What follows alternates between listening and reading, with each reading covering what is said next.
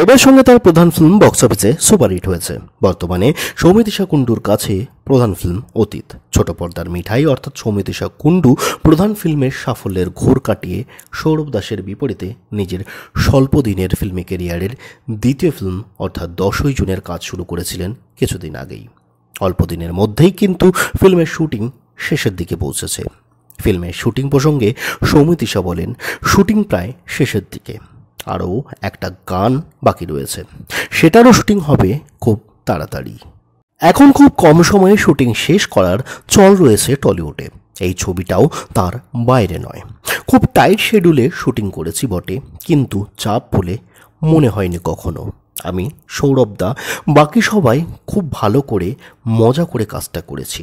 যতই চাপ থাকুক শুটিংয়ের ফাঁকে একটু আধটু গল্প করার সময় ঠিকই বেরিয়ে যেত। আপনাদের জানিয়ে রাখি, ফিল্মটি একটি খুনির সৌমিত্রিষার বাড়িতে প্রবেশ করার প্রেক্ষাপট থেকেই তৈরি। কেন খুন করল সে, কেনই বা সৌমিত্রিষা খুনি সৌরভকে এত প্রশ্ন করছে, তাদের দুজনের সাথে 10ই জুনেরই বা কিসের সম্পর্ক, সেটাই ফিল্মের মুখ্য বিষয়বস্তু। ফিল্মের শুটিংয়ের কিছু বিটিএস ফুটেজ কিন্তু সৌমিত্রিষা কুণ্ডু নিজের সামাজিক মাধ্যমে প্রকাশ করেছিলেন এদিন।